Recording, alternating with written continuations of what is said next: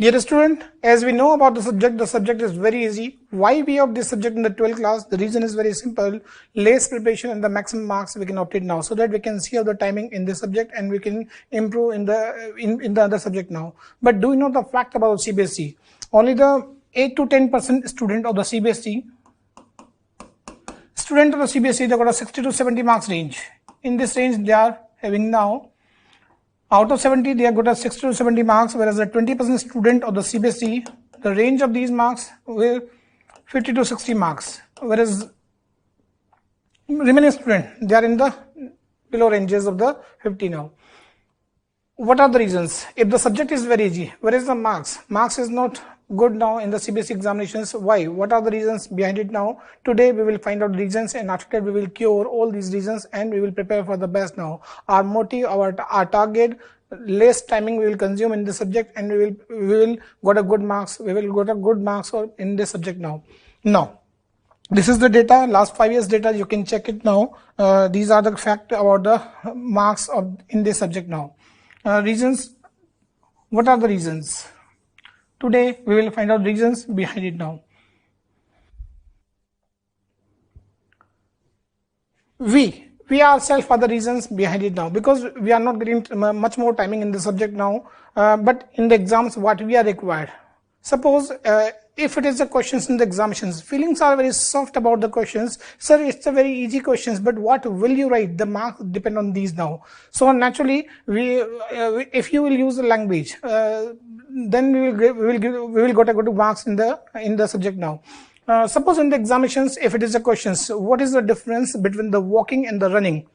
Mostly student, if they will use general opinion about the questions, they will use these words. One is the slowest activities, one is the fastest activities, slow in the fast variation, speed variation, multiple things they can write in this section now. But answer is totally different. अगर answers में आपके ये word नहीं है तो कोई भी examiner आपको मार्किंग जो है वो पॉजिटिव या उस लेवल पर नहीं करता है. 1 में से 1 मार्क्स लाना आसान नहीं होता है. अगर 1 मार्क्स में से क्वेश्चन मिलते हैं एग्जाम में तो हमें लैंग्वेज, अप्रोप्रिएट लैंग्वेज की रिक्वायरमेंट होती है, और वो गेन करने के लिए हमें टाइम को डिवोट करना पड़ता है ताकि हम लैंग्वेज प्रोफिशिएंसी गेन कर सकें, और उसके लिए हमें टाइम की रिक्वायरमेंट है, और टाइम अगर हम इतना कंज्यूम नहीं करते हैं तो फिर किस प्रकार से हम वो मार्क्स लाएं. The answer of these questions: walking and the running differences.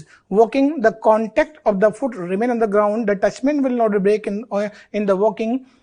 Generally, अर्थ से contact जो है वो break नहीं होता है. Whereas the running, one has to lift his own body weight higher from the ground. This is the difference. जब तक answer में ये word नहीं होंगे तब तक हमें मार्क्स नहीं मिलते हैं एग्जाम में.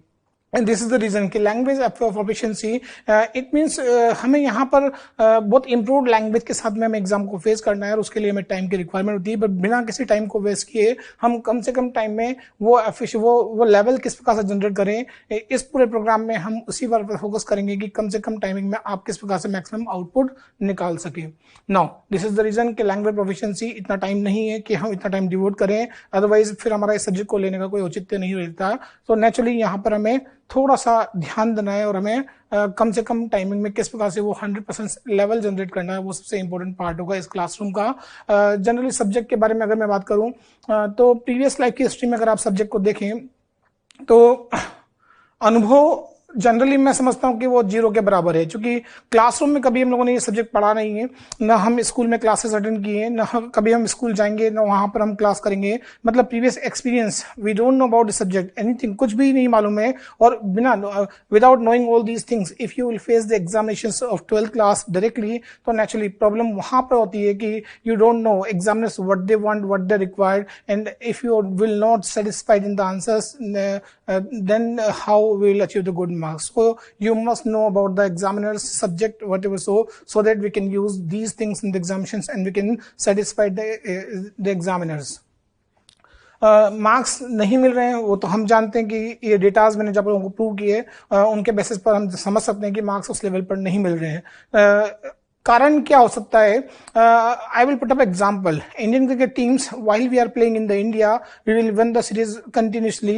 जनरली होता भी यही कि इंडिया में जब मैचेस होते हैं तो हम लगातार सीरीज को जीतते हैं, मैचेस को जीतते हैं, पर यही सेम लेवल की टीम जब इंग्लैंड, ऑस्ट्रेलिया, दक्षिण अफ्रीका जाती है तो वहां पर हम वन साइडेड हारते हैं. रिजल्ट इज डिफरेंट, टीम के लेवल में कमी नहीं है पर रिजल्ट बिल्कुल डिफरेंट आ जाता है। और वही कारण होता है, वही हो रहा है हमारे साथ भी कि हम फिजिक्स केमिस्ट्री मैथमेटिक्स जो दिन रात फोकसिंग करते हैं उनमें हम बड़े अच्छे मार्क्स ले पाते हैं, लेकिन फिजिकल एजुकेशन सब्जेक्ट के एग्जाम में हम उस लेवल के मार्क्स नहीं ला पाते हैं। तो कारण क्या हो रहा है? जनरली डिफरेंट कंट्रीज या डिफरेंट एनवायरमेंट में अगर हम अपने आप को सर्वाइव कर लें उन कंडीशंस के अकॉर्डिंग, तो नेचुरली वहां पर हम उन सर्कमस्टांसेस में सर्वाइव करने के लिए बेटर कंडीशंस प्रोवाइड कर पाएंगे। वेयर एज सब्जेक्ट देखिए आप, फिजिक्स केमिस्ट्री मैथमेटिक्स, उनके नेचर और फिजिकल एजुकेशन सब्जेक्ट के नेचर बिल्कुल डिफरेंट है। It means some technical changes we are required in this subject now. अगर हम technical changes, Indian cricket team वो टेक्निकल चेंजेस कर ले उन डिफरेंट कंट्रीज में, बाउंसेस पिचेस हैं, वेदर कंडीशंस हैं, इनके अकॉर्डिंग टेक्निकल चेंजेस कर ले तो वो भी उन कंडीशन में सर्वाइव कर पाएगी। वेरेज अगर हम फिजिक्स केमिस्ट्री मैथमेटिक्स की थीम के अलग हट करके इस सब्जेक्ट को जानते हुए इस सब्जेक्ट के जो टेक्निकल चेंजेस हैं वो अगर हम अडॉप्ट कर लें और इस सब्जेक्ट को उसी में फेस करें तो नेचुरली हम भी बड़े अच्छे मार्क्स ले पाएंगे। और वही सब कुछ क्योंकि अनुभव नहीं है, स्कूलिंग हम नहीं करते हैं उस लेवल पर, न कभी क्लासरूम में जाने का मौका मिलता है, तो नेचुरली ये क्लासरूम प्रोग्राम आप लोगों के लिए बड़ा इफेक्टिव होगा कि आप उन सब एनवायरमेंट से फैमिलिटी फील करेंगे और उन सब बारीकियों को समझेंगे जो हमें की रिक्वायरमेंट एग्जाम में आंसरिंग में। ये वाली इसके लिए फिर हमें बहुत कुछ जानना पड़ेगा और सब्जेक्ट को जानना पड़ेगा, समझना पड़ेगा, और उसके लिए I will provide the best conditions about the subject. सबसे पहले first technical changes we are required. Language should be soft according to examiners. In a simple language, if you write the answers, naturally marks we can opt it now. Bookish language is not required. If you can transfer the bookish language in a very simple word, then we can opt a good marks in this subject. Because exam का मतलब ये नहीं होता कि आप word to word जो book में language लिखी हुई है उसी को याद करके answers में use करें। Whereas अगर आप अपनी language में उसको use करते हुए बड़ी simple language में आप convert कर लें तब भी हमारा काम निकल जाता है। और वो दो प्रकार से, या तो हम बुक की लैंग्वेज को वर्ड टू वर्ड याद करें तो टाइम की रिक्वायरमेंट है, वेरे सुन के समझ के भी जो बारीकियां आपको इस प्रोग्राम में बताई जाएंगी अगर आप उनको यूज कर लें तो अभी हम बड़े अच्छे से अपना आंसर्स बना पाएंगे। आंसर बनाना अलग चीज है, याद करना अलग चीज है। याद करने में टाइम की रिक्वायरमेंट है, वेरे आंसर बनाना आना चाहिए। अगर आंसर बनाना आता है तो ट्रिक और टेक्निक के बेसिस पर वो पॉसिबल है कि हम कम से कम टाइमिंग में भी अपना आंसर बड़ा इफेक्टिव बना पाएंगे और मार्क्स ले पाएंगे। Forget about the idealistic things. Ideal की बात करें तो पूरे 1 साल का सब्जेक्ट है जिसे हम कुछ आवर्स में करने की उम्मीद रखते हैं। ये नहीं पॉसिबल है क्योंकि सीबीएसई बोर्ड में इतने ऑर्गेनाइजर्स इस लेवल के नहीं हैं कि वो एक सब्जेक्ट रन करें जो कि हम 8-10 घंटे में कंप्लीट कर लें। वेरेज 1 साल का सब्जेक्ट अगर हमें कुछ आवर्स में कंप्लीट करना है तो फिर टेक्निक पर हमें काम करना पड़ेगा। And I will explain all the effective techniques so that you can prepare the subject in a very relax timing. उन पर फोकस करेंगे और कम से कम टाइमिंग में हम ये सब्जेक्ट हमारा कंप्लीट करेंगे। उसके लिए आगे और चलते हैं, कुछ और बारीकियां जो आपको ध्यान रखनी है। सीबीएसई बोर्ड में एग्जाम का पैटर्न और एग्जाम में कॉपी करेक्शन सिस्टम को समझे बिना आप आगे की ओर नहीं जा सकते। कॉपी करेक्शन सिस्टम, जिन सब्जेक्ट में जिन कॉपीज में आप एग्जाम देते हैं ये कॉपीज रीजन्स हेडक्वार्टर में जाती हैं। After that first page to be removed and they will write the code number so that no one can identify the copies. After that these copies will send to the nodal centers and the copies will check. Suppose this is the room, यहाँ copy check correction systems apply होगा। यहाँ पर होगा 20 examiners, all they are sitting in this room now. I am the head examiners. I will arrange a mock test between the examiners. mock test में generally क्या होता है, एक copies को हम जेरोक्स की फॉर्म में हर एग्जामिनर्स को डिस्ट्रीब्यूट करते हैं और उनसे उस एक सिंगल कॉपी पर उनकी मार्किंग को चेक करते हैं। देखिए मार्किंग किस प्रकार से होती है। एक बड़े सिंपल और सॉफ्ट एग्जामिनर हैं जो बड़े सिंपल एटीट्यूड रखते हैं, इनसे मार्क्स मिलना बड़ा आसान है क्योंकि इनका नेचर भी बड़ा सॉफ्ट है। वो सिंपल लीनियर मार्किंग करते हैं तो इनके पास जितनी भी कॉपी जाएंगी वो बड़ा अच्छे नंबर उन बच्चों को मिलेंगे। वेयर एक एग्जामिनर्स जो बड़े टिपिकल हैं, जो टेक्निकल डिस्क्रिप्शंस पर मार्किंग करते हैं तो नेचुरली उसी कॉपी का वो पोस्टमार्टम करते हैं और मार्क्स उस लेवल पर नहीं मिलते हैं। एक जो है वो लेंथ फोकसिंग करते हैं, भाई इतना लिखा है नंबर दो, इतना लिखा है नंबर काटो। एक शायद घर में फ्रस्ट्रेशन झगड़ा हुआ है, उसका फ्रस्ट्रेशन कॉपीज पे निकल रहा है मे बी, तो ये पॉसिबल है क्योंकि लैंग्वेज सब्जेक्ट में ओपिनियन डिफरेंसेस होता है और एक ही आंसर पर डिफरेंट प्रकार के एग्जामिनर डिफरेंट मार्किंग करते हैं। सो ये बात हमें ध्यान रखनी है। If you know the systems, if you generally ये पूरा सिस्टम यही बोलता है कि if you know the systems and if you are using in these now in mean mentality, मतलब एक ऐसा सुप्रीम आंसरिंग सिस्टम हमें अडॉप्ट करना है, जनरेट करना है जो हर प्रकार की मेंटलिटी को सेटिस्फाई कर सके। अगर आप इसमें कामयाब होते हैं तभी ये पॉसिबल है कि हम किसी भी एग्जामिनर से मार्क्स लेते हैं, क्योंकि रूल नहीं है कि हमारी कॉपीज जो है वो सिंपल और सॉफ्ट एग्जामिनर के पास जाएगी। यही कॉपीज जब टेक्निकली डिस्क्रिप्शन रिक्वायरमेंट जो चाहते हैं उनके पास अगर जाती है तो नेचुरली वो हमारा पोस्टमार्टम नहीं करें, तो उनसे भी हमें मार्क्स चाहिए, क्योंकि रूल नहीं है कि कॉपी कहाँ जाएगी। तो हमें हर एग्जामिनर से मार्क्स लेना आना चाहिए। ये सब्जेक्ट एग्जाम्स में सबसे इंपॉर्टेंट रोल प्ले करता है। ये मैथ्स फिजिक्स नहीं है, केमिस्ट्री नहीं है कि व्हाट विल यू राइट, आप जो लिखते हैं उससे मार्किंग होती है। What will you right the marks depend on these now, ये इन सब्जेक्ट की टेंडेंसी होती है। बट इस सब्जेक्ट में how you will write the answers, वो भी सबसे इंपॉर्टेंट रोल प्ले करता है। Step by step I will explain all the methods in this subject now so that you can prepare very well. And if you will use all these methods in the answering system of CBSE, naturally आपको benefit मिलते हैं। So वो सबसे important part है, मतलब इन सभी examiners की mean mentality को फाइंड आउट करना, क्योंकि you don't have experience but I have experience. CBSE board के करेक्शन सिस्टम में काफी अच्छा इंपॉर्टेंट रोल प्ले किया हुआ है और उसी के बेसिस पे एक ऐसा आंसरिंग सिस्टम जनरेटर डेवलप किया हुआ है जो कि इन सभी एग्जामिनर्स की मेंटलिटी को सेटिस्फाई कर सकता है, और वही हमें यूज करना है। Step by step in every chapter I will explain this answering system और method so that you can use in this subject and you can get a good marks in this subject. ये सबसे हमारा motive रहेगा। Now थोड़ा और आगे चलते हैं। Everyone want to achieve a good marks in the board examinations, and board exams में मार्क्स लेने की सबसे अच्छी टेक्निक क्या होती है? एक टेक्निक जिस पर हम काम करते हैं और ये सब्जेक्ट बड़ा क्रूशियल रोल प्ले करता है। This subject plays a crucial role to get a good marks. I think so. What is the target? अगर मैं पूछूं तो हर बच्चे का टारगेट 90 प्लस मार्क्स ही गेन करना चाहता है बोर्ड एग्जाम में, लेकिन 90 प्लस मार्क्स गेन करने के लिए टाइम डिवोशंस की रिक्वायरमेंट होती है, क्योंकि हम IIT और मेडिकल की प्रिपरेशन में इतना बिजी होते हैं कि हम उस लेवल पर टाइम डिवोट नहीं कर पाते हैं। सो यहाँ पर मैं आपको बहुत सिंपल सी स्ट्रेटजी बताता हूँ जिसके बेसिस पर आप बड़े आराम से 90 प्लस मार्क्स ले सकते हैं। इवन मैं समझता हूँ कि एक एवरेज स्टूडेंट भी इस टेक्निक पर फोकस करे तो नेचुरली उसको भी बहुत अच्छे मार्क्स मिल सकते हैं, और यही सबसे इंपॉर्टेंट रोल होगा। This subject plays a crucial role in this subject now. किस प्रकार से? 500 marks they will decide the percentage of CBSE। What we are required for the 90%, 450 marks we are required. To gain the 450 marks, what we will use? First part, divide the marks in a 3 part. First part जो हमारा वो है practicals.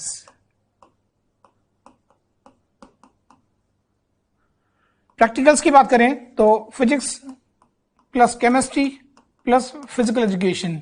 There are the 3 practical subjects. Maths वाले बच्चों के लिए ये वाला है, मैथ्स और इंग्लिश इंटरनल असेसमेंट है आजकल इनमें भी। यहां मैथ्स की जगह बायो आता है उन बच्चों के लिए, तो ये बायो के लिए एक अलग डिवीजन बनाता हूं बायो। अगर हम मार्क्स का डिवीजन देखें तो ये एक्सटर्नल प्रैक्टिकल एग्जामिनर से 30 मार्क्स का प्रैक्टिकल फिजिक्स का होगा, 30 मार्क्स का प्रैक्टिकल केमिस्ट्री का एंड 30 मार्क्स का फिजिकल एजुकेशन का। मैथ्स और इंग्लिश में 20 मार्क्स का इंटरनल असेसमेंट होगा। बायो का प्रैक्टिकल 30 मार्क्स का है, तो उन बच्चों को जिनके बायो है वो 30 मार्क्स का प्रैक्टिकल एडिशनल होगा, उनका मैथ्स का नहीं होगा। अगर हम बात करें तो maths student and the bio student के लिए बात करें तो मैथ्स स्टूडेंट के लिए ये सब कुछ मार्क्स मिला के होते हैं 130 मार्क्स, और ये होते हैं 140 marks. Internal assessment plus practical मिला करके 130-140 का रेशियो निकलता है मैथ्स एंड बायो स्टूडेंट के लिए, और 130 को अगर हम परसेंटेज में काउंट करें तो ये होता है 26% ऑफ ओवरऑल परसेंटेज। ये होती है 28% of overall percentage. Can we have the full out of full marks? Maximum student they know about it, marks बड़े आराम से मिल जाते हैं, but you must know the fact about the practical examinations. Generally marks मिल जाते हैं, हर बच्चे के मन में ये होता है कि सर मार्क्स बड़े आराम से मिल जाते हैं, पर डू यू नो किसी भी स्कूल में I think so more than 200 student they are studying in the school in the 12th class. हर बच्चे को 30 आउट ऑफ 30 मार्क्स मिलना आसान नहीं होता है, पॉसिबल भी नहीं होता है। अगर ऐसा हो तो शायद CBSE बोर्ड से ही क्वेश्चन मार्क लग जाए उस एग्जामिनेशन सेंटर के ऊपर में। अगर हम देखें तो मार्क्स की रेंज मिलती है 30, 29, 28, 26, 25, 24, अगर ये रेंज मिलती है, और अगर हम किसी भी कारण से 25 मार्क्स में रेंज में आते हैं तो ये सब सब्जेक्ट अगर हम यहाँ से 15 या 20 मार्क्स भी लूज करते हैं तो 15 marks that is 3% of overall percentage, where is 20 marks that is 4% of overall percentage. Can we recover these marks? Think about that. Recovery is not possible, because ये मार्क्स जो है मैं समझता हूँ फ्री के मार्क्स हैं. सो प्राइमरी एफर्ट हमारा होना चाहिए full out of full gain करना, क्योंकि अगर full out of full marks यहाँ से गेन करते हैं तो किस प्रकार से होता है. At the end will discuss about the practicals how you can of the good marks और the full marks in the subject now. क्योंकि फुल मार्क्स मिलते हैं उन बच्चों को, तो क्यों कब मिलते हैं ये हमें मालूम होना चाहिए. You must know the actual process of the practicals so that you can have the good marks in the practicals now. हमारा टारगेट होगा कि full out of full marks gain करना, और वो हम करके भी रहेंगे, बट हम पूरे प्रोसेस को बड़े बारीकी से समझेंगे और जानेंगे. So at the end will discuss about the practicals how you can have the good marks in this subject now or in the other subject. Whereas number second part of the 500 marks, मैं समझता हूँ English और physical education, there are the two subject now. English का paper 80 marks का plus 70 marks का paper होगा आपका physical education का. दोनों के मार्क्स अगर हम देखें तो 150 marks, 150 marks that is the 30% of overall percentage. इन दोनों को मिलाएं तो 56% का वेटेज बनता है, वेरेज ये 58% बायो स्टूडेंट के लिए बनता है वेटेज इन दो सेक्शंस का. Average number third sections physics plus chemistry plus maths या फिर बायो. अगर हम बात करें फिजिक्स के 70 मार्क्स का paper plus chemistry 70 marks plus maths का पेपर होगा आप लोगों का 80 मार्क्स का और बायो का पेपर होगा 70 मार्क्स का. मतलब मैथ्स वाले बच्चों के लिए अगर हम देखें 2 110,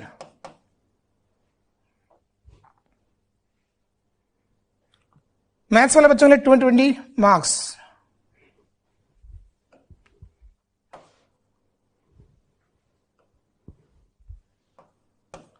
Whereas बायो स्टूडेंट के लिए मार्क्स होंगे 2 110 that is the 42% of overall percentage, whereas 220 that is the 44% of overall percentage.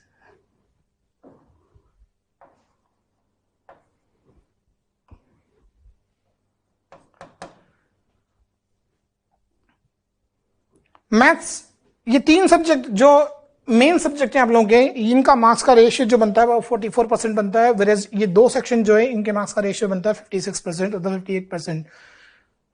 अब आप सोचिए फिजिक्स केमिस्ट्री मैथ्स दिन रात हम पढ़ते हैं, पर बावजूद उसके भी क्या आप 100% कॉन्फिडेंट होते हैं कि आपको full out of full marks से गेन हो जाएंगे? ऑफ कोर्स मैं समझता हूँ वेरी फ्यू गिनती के ही बच्चे होंगे जिनको ये कॉन्फिडेंस होगा कि हम full out of full marks की रेंज में आ सकते हैं, बट मैक्सिमम स्टूडेंट. सो यहाँ एक क्वेश्चन मार्क लगता है. लेकिन मैं आपको बताता हूँ कि किस प्रकार से ये दो सेक्शंस जहां हम बिल्कुल फोकस नहीं करते हैं, अगर ये दो सेक्शन से हम मैक्सिमम मार्क्स की रिकवरी करें तो नेचुरली हमारी परसेंटेज बड़ी बिल्डअप होती है, बड़ा अच्छा परसेंटेज हम बना सकते हैं बोर्ड एग्जाम में.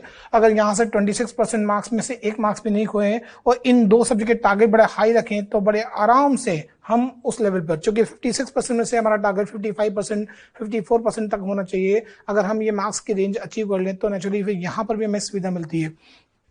दिन रात एक करने पर भी वो लेवल जनरेट नहीं होता है, लेकिन ये दो सेक्शन हैं जहां पर अगर हम थोड़ा सा भी फोकस करें तो बड़े आराम से उस लेवल को हम ला सकते हैं. क्या इन दो सब्जेक्ट की प्रिपरेशन में हमें इतने टाइम की रिक्वायरमेंट है? हम दिन रात पूरा गवर्नमेंट 12 महीने पढ़ते हैं, लेकिन क्या हमें इन दो की प्रिपरेशन में इतने टाइम की रिक्वायरमेंट है? मैं समझता हूँ कि इतने टाइम की रिक्वायरमेंट नहीं है, बट कुछ टाइम तो हमें डिवोट करना पड़ता है. अगर आप टेक्निकल लेवल्स पर काम करें तो ये बहुत कम टाइम में भी ये सब्जेक्ट में वो जंप हमें मिल सकता है, और ये दो सब्जेक्ट आप लोगों के लिए बड़े इंपॉर्टेंट रोल प्ले करते हैं. नाउ 80 + 70 मार्क्स की रेंज बात करें तो 80 में से 75 मार्क्स और 70 में से 65 इन द अबोव का टारगेट लेते हुए हम लोग प्रिपरेशन करेंगे तो हम बड़े आराम से उस लेवल पर जा सकते हैं. 56 में से 54%, तो यहाँ पर ये तीन सब्जेक्ट जो है वो बड़े आराम से हम मैनेज कर सकते हैं. अगर आप मार्क्स की रेंज रेशियो एक टारगेट सेट करें, क्योंकि मैथ्स सब बच्चों के स्ट्रॉन्ग है या बायो सब बच्चों के स्ट्रॉन्ग है, पर फिजिक्स और केमिस्ट्री की बात करूं तो किसी बच्चे की फिजिक्स स्ट्रॉन्ग केमिस्ट्री वीक, तो किसी की केमिस्ट्री स्ट्रॉन्ग फिजिक्स वीक होती है. इट मीन्स यहाँ पर रेंज अगर कम आती है किसी एक सब्जेक्ट में भी, तो भी हम यहाँ से रिकवरी करते हुए बड़े आराम से उस टारगेट की ओर बढ़ सकते हैं. अगर सिंपल सी बात है मैथ्स स्टूडेंट के लिए 130 मार्क्स यहाँ की रेंज निकालें हम लोग, यहाँ का टारगेट हम मिनिमम टारगेट 75 + 65 करें तब भी 140 मार्क्स की रेंज यहाँ पर. और यहाँ पर अगर आप कम से कम भी 80 में से 75 का टारगेट तो रखें मैथ्स के बच्चे, वेरेज यहाँ पर 50-50 मार्क्स भी रखें. फ्लक्चुएशन से अगर अच्छे मार्क्स आते हैं और अच्छी बात है, पर ये टारगेट भी रखते हैं तब भी आप बड़े आराम से कहाँ जाते हैं इस मिनिमम मार्क्स के बेसिस पर भी. 5 नंबर इट मीन्स 89%। मतलब फिजिक्स और केमिस्ट्री में आप 50 मार्क्स का रेशियो अगर इसमें यूज कर रहे हैं तब भी आप 89% पर आ जाते हैं। रीजन इज दैट कि ये दो सब्जेक्ट, दो पार्ट आप लोगों ने बहुत 100% कंप्लीट किए हुए हैं। तो यहाँ पर मैं सबसे इंपॉर्टेंट बात यही बोलूंगा कि physical education it plays a crucial role in the subject. अगर सपोज करो किसी बच्चे का फिजिक्स का पेपर या केमिस्ट्री का पेपर में थोड़ा सा फ्लक्चुएशन होता है तो ये सब्जेक्ट आपके रिकवरी करवाता है और मार्क्स का लेवल हो जाता है बड़े अच्छे आराम से उस लेवल की ओर जो टारगेट हम अपने माइंड पर रखते हैं। क्योंकि मैक्सिमम बच्चे इन दो सेक्शंस में कोई फोकसिंग नहीं करते हैं, बड़े अवेयर रहते हैं। दिवाली बाद आई थिंक सो नवंबर दिसंबर आने के बाद हम टच थोड़ा सा बुक्स को देखना स्टार्ट करते हैं और कुछ बच्चे तो शायद उसके बाद स्टार्ट करते हैं। लेकिन थोड़ा सा अगर हम देख लें यहाँ पर वो लेवल अगर हमें रिक्वायरमेंट है वो डेवलप कर लें तो नेचुरली फिर हमें यहाँ पर बड़ा हेल्प मिलती है और अपने परसेंटेज को बिल्डअप करते हैं। बहुत सिंपल से स्टेप्स मैं आप लोगों को बताऊंगा इस सब्जेक्ट में ताकि आप कम से कम टाइमिंग में ये सब्जेक्ट बड़े आराम से कंप्लीट कर लें। क्योंकि टेक्निकल लेवल्स अगर आपके इंप्रूव्ड हैं बाय द वे उन पर आप फोकसिंग करें तो बहुत कम से कम मैं समझता हूँ कि 24 आवर्स की साल भर में एक सिस्टमेटिक स्टडी भी आप लोगों को उस लेवल की ओर ले जाती है सब्जेक्ट में। सवाल होता है कि हमारी मेमोरी पावर कितनी अच्छी है और हम कितना अच्छा सा कैप्चरिंग करते हैं। इस क्लासरूम में जो स्टेप्स मैं आपको बताऊंगा, राइटिंग के स्टेप्स हैं, लर्निंग के स्टेप्स हैं, उनको यूज करके आप उस लेवल की ओर बड़े आराम से जा सकते हैं। This is the best way to of the good marks in the examinations. This is a strategy and you to follow it now. Marks opt करने के एक अच्छे मेथड के बाद जो तरीका मैंने आपको बताया उसको यूज कीजिएगा और बड़े अच्छे से एडवांटेज ले सकते हैं। Focus energies in the 2 sections and I think सो वो जो इजी सेक्शन जहां से हम मार्क्स बड़े अच्छे से निकाल सकते हैं इनको थोड़ा सा फोकसिंग रखें तो बड़े अच्छे नंबर भी ला सकते हैं। उसी दिशा में अगर हम बात करें फिजिकल एजुकेशन की ओर तो अगर आप किसी बुक को देखें तो कंटेंट्स बहुत लिखे हुए हैं। इन कंटेंट्स को हमारे ब्रेन पर होना चाहिए क्योंकि रीडिंग राइटिंग सेक्शन से एग्जाम को फेस नहीं कर सकते हैं। बुक को एक बार पढ़ने से एग्जाम आप दे सकते हैं, ऑफ कोर्स एग्जाम दे सकते हैं, पर मार्क्स का लेवल वो नहीं आएगा क्योंकि एक इम्प्रूव्ड टेक्निकल आंसर्स के पीछे हमें बहुत सी बारीकियां रिक्वायरमेंट है। अब इस पूरी सिलेबस पूरी बुक के कंटेंट्स को ब्रेन पर लाना किस प्रकार से सबसे इंपॉर्टेंट रोल प्ले करता है, क्या इफेक्टिव टेक्निक हम यूज करें कि वो सारे कंटेंट्स हमें बड़े अच्छे से ब्रेन पर भी आ जाएं और हम अपना आंसर बना पाएं। मैं आपको आंसर बनाने के तरीके बताऊंगा, आंसर याद करना, किन किन सेक्शन में कहाँ कहाँ एनर्जी फोकस करना है वो सबसे होगा। सो इन सब के लिए एक बड़ी अच्छी टेक्निक को यूज किया हुआ है, बड़ी अच्छी सी प्लानिंग को बनाया हुआ है। इस प्लानिंग को अगर हम देखें तो बड़े आराम से हम इसको यूज करते हुए बड़े अच्छे से हम पूरे सब्जेक्ट को याद कर पाएंगे और कम से कम टाइमिंग में हमारा बड़ा अच्छा आउटपुट निकलता है। दिस इज द बेस्ट वे, क्योंकि अगर आप इस पर थोड़ा सा फोकसिंग करें और इसको समझें तो बड़े अच्छे से हम सब्जेक्ट को हम कंप्लीट कर पाएंगे। Whole syllabus will divide in 2 sections. 10 units are given now in the syllabus. In 10 units को हम लोग 2 सेक्शंस में डिवाइड करते हैं।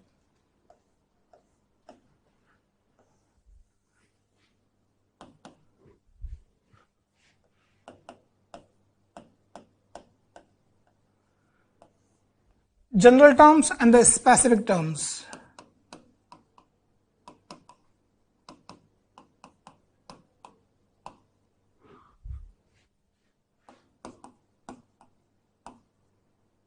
General or specific, there are the 2 things in the 10 units. General, it's my opinion about general, it is also called the changeable terms.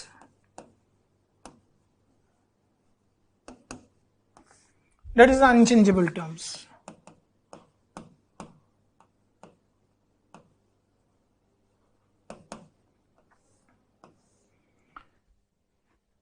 ध्यान से समझिए, most effective technique है सब्जेक्ट को प्रिपेयर करने के लिए। अगर आप इस टेक्निक को समझ जाएं तो फिर आप लोगों के लिए सब्जेक्ट को प्रिपेयर करना बड़ा आसान होगा और कहाँ अपनी एनर्जी को फोकस करना है वो सबसे इंपॉर्टेंट पार्ट होगा इसमें।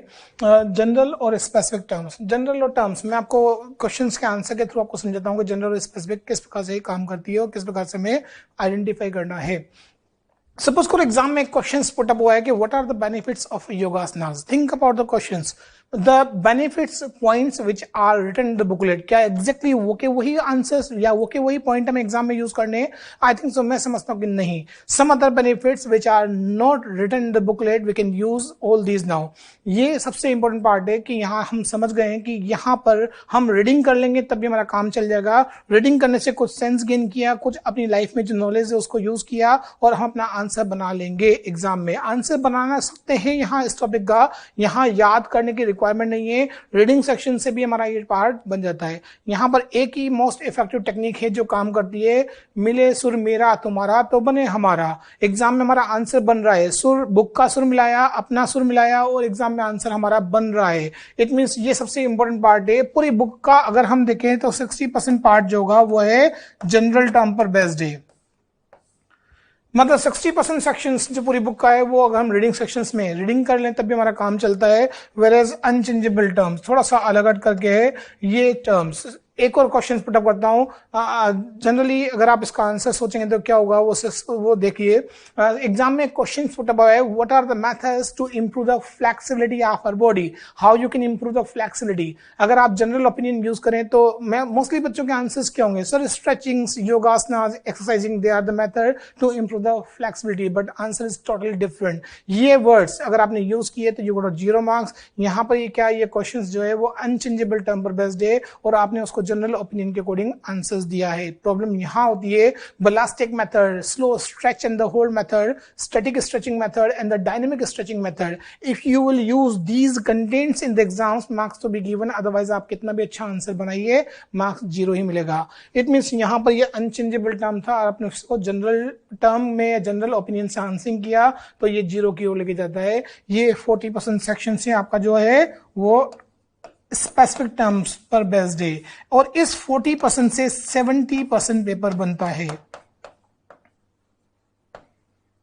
और इसीलिए यही एक कारण है कि क्योंकि बच्चा रीडिंग सेक्शन से एग्जाम को फेस करता है, 3 दिन पहले एग्जाम में के पहले बुक को उठाया, पढ़ना स्टार्ट किया, उसके बाद एग्जाम को फेस करता है और जब यहाँ इन सेक्शंस में वो जनरल ओपिनियन को यूज करते एग्जाम में आंसर लिखता है तो उसको मार्क्स उस लेवल पर नहीं मिलते हैं। 70% paper is based on the specific terms.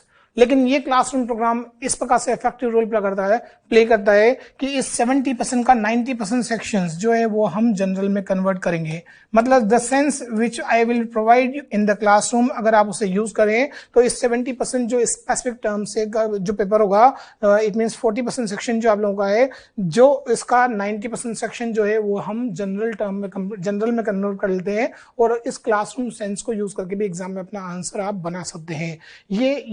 ये इंपॉर्टेंस है इस क्लासरूम प्रोग्राम की, जहां पर आपको सुन के समझना है और उन सब चीजों को, बारीकियों को अप्लाई करना है। कहां, where to focus the energies, हम इस सेक्शंस में एनर्जी फोकस करते हैं क्योंकि ये जनरल है। जो बुक में वर्ड टू वर्ड लिखा हुआ है, जिनको रीडिंग सेक्शन से हम कंप्लीट कर सकते हैं, उन पर हम क्लासरूम में टाइम को डिवोट नहीं करते हैं, टाइम ज्यादा वेस्ट नहीं करते हैं। वेयर ये सेक्शन जो अनचेंजेबल है, जो आप लोगों ने लाइफ में कभी नहीं पढ़ा हुआ है, इस पर हम बारीकियां, इट मीन्स यहाँ पर हम कमांड और कंट्रोल गेन करने के लिए बड़े इफेक्टिव आपको तरीके बताते हैं ताकि आप इन सेक्शंस में 100% में कन्वर्ट हो जाए और ये सेक्शन जो है वो जनरल में कन्वर्ट हो जाए। इट मीन्स जनरल ही रहेगा। सो बड़े आराम से ये टेक्निक को यूज करते हुए हम अपना प्रोग्राम आगे की ओर स्टार्ट करेंगे। Now syllabus, I will start the syllabus. First of all, I will explain the 10 units syllabus, theory syllabus, and after that I will explain the practicals so that हमारा target जो होगा वो बड़ा अच्छा होगा। थ्योरी और practical दोनों के साथ में हम बड़े, क्योंकि स्कूल जाने का टाइम नहीं होता है, प्रैक्टिकल को किस प्रकार से मैनेज करें। सो इस क्लासरूम में जो आपको थिंग्स प्रोवाइड की जाएंगी प्रैक्टिकल के बारे में, उनको ध्यान रखिएगा। आई थिंक सो, मैं समझता हूँ कि हमें स्पेसिफिक प्रिपरेशन की रिक्वायरमेंट नहीं है, सिर्फ क्लासरूम के प्रिंसिपल्स को और उन बारीकियों को ध्यान रखिएगा और उसके हिसाब से भी आप प्रैक्टिकल को मैनेज कर सकते हैं। हर वो चीज़ जो मैं आपको बताऊंगा वो आप लोगों के लिए बड़ी हेल्पफुल होगी उस लेवल को गेन करने के लिए। Suggested question paper design for 2012-2021 revised syllabus से question paper designing typology question paper remembering part in the question remembering sections होगा वो 24 मार्क्स का है आप लोगों को इस बार। अंडरस्टैंडिंग सेक्शन जो होगा वह है 19 मार्क्स का है, whereas applying and the analyzing and the evaluating section जो होगा वह 11 मार्क्स का है। जनरली टाइपोलॉजी जो पब्लिश की जाती है उसको एग्जैक्टली फॉलो नहीं किया जाता है, क्वेश्चन पेपर बिल्कुल डिफरेंट वे में ही एग्जाम में हमें मिलता है। इन सब बारीकियों को वहां पर थोड़ा सा अलग हटके ही क्वेश्चंस देखने को मिलता है। So forget about the typology, it's my opinion about the question paper. हम हर टॉपिक को बड़े अच्छे से प्रिपेयर करेंगे, 5 मार्क्स के लिए प्रिपेयर करेंगे ताकि कोई सा भी क्वेश्चंस आने पर हम एग्जाम में उसका आंसर बना सकें, और वो सबसे इंपॉर्टेंट पार्ट होगा हमारा।